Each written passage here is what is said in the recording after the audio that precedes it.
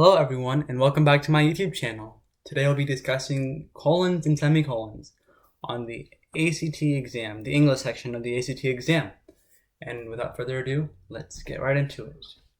So, the first rule of the colon, right, so colon rules. Yikes. The first colon rule is for a formal greeting in a letter, right, we use a colon. So if I was going to write a letter to our president, I'd use a colon to show that this is a formal greeting. It's a nice way of introducing your letter. And yeah, so dear Mr. President, colon, and then whatever I want to write. Now, our next rule is to introduce extended quotations. So let's say I want to quote a book, and I want to quote quite a long passage from the book. So if it's a fairly long piece of information, I'd introduce it as an extended quotation. So here I'd say, as Dr. John states in his book, Apples and Peas, colon, apples are amazing. They're red and sometimes even green, yada, yada, yada. So this quote goes on, and I'd introduce it with the colon right here. This colon introduces the entire quote. Now, our third rule is that we use a colon to connect two independent clauses, where the first clause is explained by the second clause, right? So they won't go surfing today. The hurricane is getting really bad. Now, these are both independent ideas. I could say these both to someone and they'd both make sense. So I could talk to someone and say, they won't go surfing today, which is a complete idea that makes sense. Then I could explain saying, the hurricane is getting really bad. I could say this on its own, and it'd mean its own thing, but I can still say it on its own and it'd be a complete idea. And this colon connects the two. Where, in other words, it connects the two, right? So they won't go surfing today, colon, the hurricane is getting really bad. So the second clause is sort of explaining the first clause. Our second example is, we will stay away from them. They're not a positive influence, right? So we will stay away from them is its own idea, and they are not a positive influence is also its own idea, and we're connecting the two with the colon. Perfect. Now, our fourth rule is to introduce a list or a series.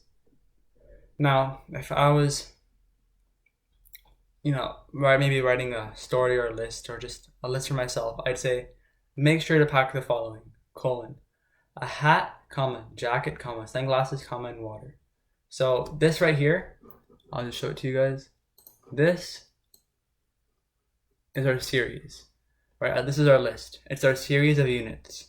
Each unit is a hat, jacket, sunglasses, and water. And our colon, right there, introduces this list. So, yeah, that's the fourth rule. Another example is, I have 4 siblings, Jerry, Terry, Jack, and Jill. Now, Jerry, Terry, Jack, and Jill in itself is a series, right? These are all my siblings. And this colon right here, right there, that colon introduces a list of siblings that I have. So that's the fourth rule.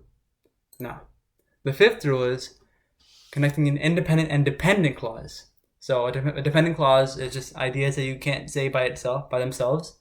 They need something to kind of, it's not necessarily explain them, but provide context beforehand. So yeah, in this case, the dependent clause has emphasis placed on it when you use a colon, right? So if I said, the judges finally reached a verdict, guilty. Now guilty right here is our dependent clause. And this is where all the emphasis is, right? It's guilty. The judges finally reached a verdict, guilty, right? So that's our emphasis. Guilty is being emphasized. Now the judges finally reached a verdict, right? So here, this is our independent idea that you can say by itself. The judges finally reached a verdict in a general statement, and this colon connects the two. Now in the second example, in the last minutes of the game, Jerry kicked the ball towards the net, colon, goal. Now, in the last minutes of the game, Jerry kicked the ball towards the net is its own idea. It's an independent clause, right? It's a full statement that I can say by itself. Now, goal, in most cases, goal won't work by itself. You need context around it. I can't just say goal and make it make sense. In most cases. So here, goal is being emphasized, right? It's being tense, right? Because it's the last minutes of the game. They're about to decide who the winner is going to be, and Jerry's kicking the ball. So Jerry kicks the ball towards the net and goal. So positive turn of events for our team. Perfect. Now, semicolons.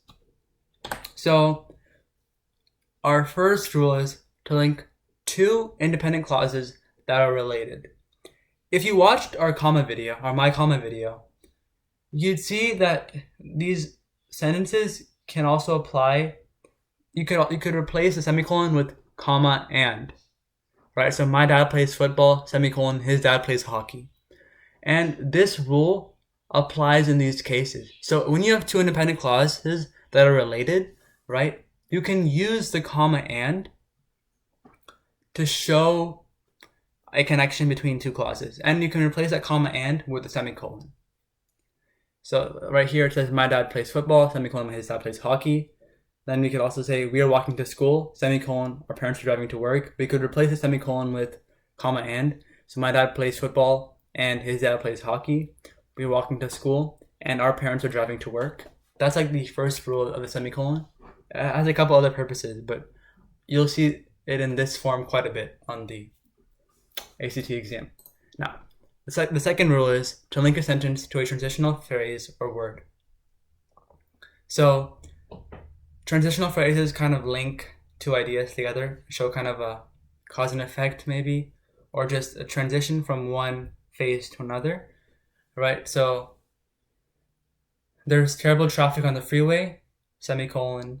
However, we will still make it on time. So this is a kind of they're contrasting ideas, right? There's terrible traffic that can imply that, it's going to take forever to reach somewhere. We might not reach there. It's raining outside, whatever.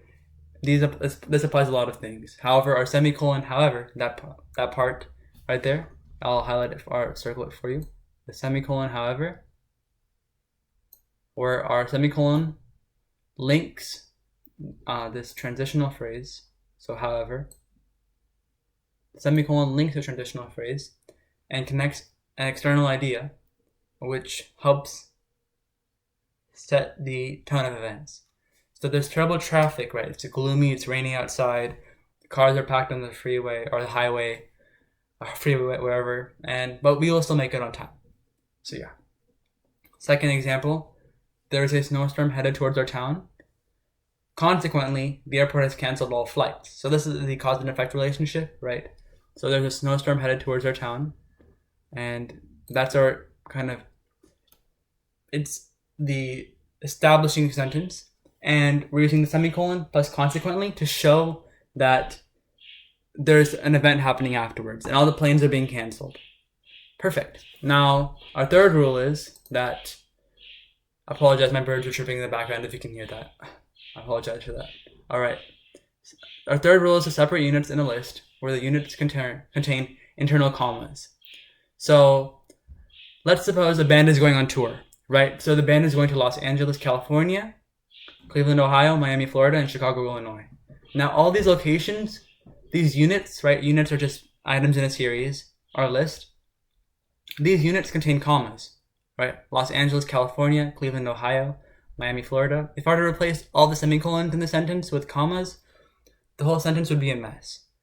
However, the semicolon allows us to bring together units that have multiple, they have commas. So there are commas and semicolons that are working together to form a cohesive sentence. Perfect. And that's all. Thank you for watching.